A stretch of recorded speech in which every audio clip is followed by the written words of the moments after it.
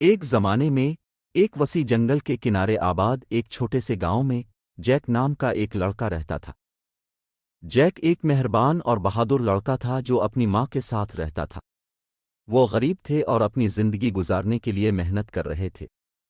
ان کے پاس ایک چھوٹا سا گھر اور زمین کا ایک چھوٹا سا پلاٹ تھا جہاں انہوں نے خود کو زندہ رکھنے کے لیے چند سبزیاں اگائی تھیں۔ ایک دن انہیں خوراک کی کمی کی وجہ سے مشکل وقت کا سامنا کرنا پڑا۔ جیک کی ماں نے اس سے کہا کہ وہ بازار جا کر اپنی آخری گائے ملکی وائٹ بیچ دے۔ وہ گائے کی اچھی قیمت حاصل کرنے اور اس رقم کو خوراک خریدنے کے لیے استعمال کرنے کی امید رکھتی تھی۔ جیک ملکی وائٹ کے ساتھ روانہ ہوا۔ بازار کی طرف جاتے ہوئے اس کا گزر ایک عجیب و غریب بوڑے کے پاس سے ہوا جس کے پاس چند بیج تھے، اور وہ بوڑے کے قریب پہنچا۔ جیک نے بوڑے کی ہتھیلی میں مٹھی بھر بیج کی طرف اشارہ کرتے ہوئے پوچھا، معاف کیجیے گا جناب، وہ بیج آپ کے پاس کیا ہے؟ بوڑے نے جواب دیا، یہ جادوئی بیج ہیں، ان کو لگائیں اور راتوں رات وہ ایک بڑا درخت بن جائے گا جو آسمان تک پہنچ جائے گا۔ جیک یہ سن کر حیران ہو گیا۔ اس نے ایسے معجزات کی کہانیاں سنی تھیں لیکن خود کبھی نہیں دیکھی تھیں، یہ سمجھتے ہوئے کہ بیج اس کی اور اس کی ماں کی زندگی کو بدلنے کا ایک موقع ہو سکتے ہیں۔ جیک نے اپنی رائے پیش کی، جناب کیا آپ میری گائے خریدنے کے بدلے وہ جادوئی بیج دیں گے؟ ہمیں خوراک اور پیسے کی بہت ضرورت ہے۔ بوڑھے آدمی کی آنکھیں جوش و خروش سے چمک اٹھیں۔ وہ تجارت پر راضی ہوا۔ جیک نے ملکی وائٹ کو حوالے کیا اور بدلے میں اس نے مٹھی بھر بیج حاصل کیے۔ امید سے بھرا ہوا وہ جلدی سے اپنی ماں کے پاس گھر واپس پہنچا۔ یہ پوچھنے پر کہ جیک نے کیا کیا، اس کی ماں شروع میں غصے میں آ گئی۔ اس نے اسے مٹھی بھر بیج کے بدلے ان کی قیمتی گائے کی تجارت کرنے پر ڈانٹا۔ مایوس ہو کر جیک اپنے کمرے میں گیا اور اپنے بستر پر لیٹ کر کھڑکی سے باہر دیکھتا رہا۔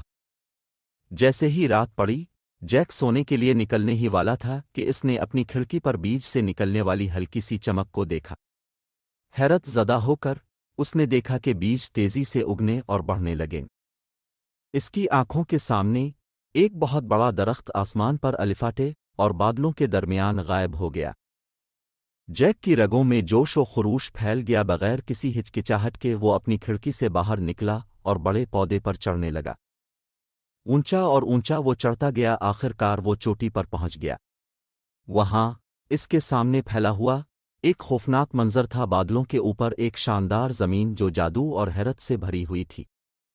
اس جادوئی دائرے کو جاننے کے لیے جیک آگے بڑھا۔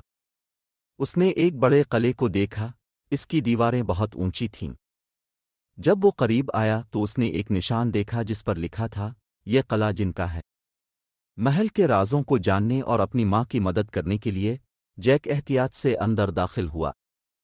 اس نے وہاں اتنی دولت دیکھی جو اس نے اپنے خوابوں میں بھی نہیں دیکھی تھی۔ جن کے قدم پورے محل میں گونج رہے تھے اور جیک جلدی سے چھپ گیا۔ جن اپنے اب سے کہنے لگا کہ وہ اس شام کے لذیذ کھانے سے لطف اندوز ہوگا۔ جیک کا دل دھڑکنے لگا جب اسے احساس ہوا کہ وہ شدید خطرے میں ہے۔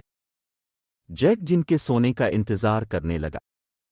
خاموشی سے وہ محل کے گرد چکر لگاتا رہا، سونے اور زیورات کے تھیلے ایک بوری میں جمع کرتا۔ تھیلوں کے وزن نے جیک کے لیے اسے اٹھانا مشکل بنا دیا، لیکن وہ جانتا تھا کہ اس سے اس کے خاندان میں خوشحالی آئے گی۔ جیسے ہی جیک بھاگنے ہی والا تھا، اس نے ایک شاندار سنہری ہارپ کو دیکھا، اس کی تاریں ہلکی روشنی میں چمک رہی تھیں۔ اپنی ماں کے لیے جیک نے احتیاط سے ہارپ کو اٹھایا اور درخت کی طرف اپنا راستہ بنایا۔ جیسے ہی وہ نیچے آیا، جن اپنی نیند سے بیدار ہو گیا اور جیک کو پکڑنے کے لیے بھاگا۔ ہر قدم کے ساتھ جن قریب ہوتا گیا، اس کے طاقتور قدم نیچے کی زمین کو ہلا رہے تھے۔ زمین پر پہنچ کر جیک نے بہادری سے ایک کلہاڑی پکڑی اور درخت کو کاٹنا شروع کر دیا۔ جن چند قدموں کے فاصلے پر تھا، جیک کے حملوں کی وجہ سے درخت گر گیا اور جن کو اپنے ساتھ لے گیا۔ جیک کا دل دھڑکنے لگا جب اس نے پیچھے موڑ کر دیکھا تو جن مر گیا اور درخت بے جان پڑا تھا۔ وہ جانتا تھا کہ اس نے اپنی ماں اور خود کو جن کے عذاب سے بچایا ہے۔ گھر واپس آ کر جیک کی ماں اس کی لائی ہوئی دولت اور سنہری ہارپ کی پرسکون دھنوں سے حیران رہ گئی۔ وہ اس دن سے آگے آرام سے زندگی گزار رہے تھے۔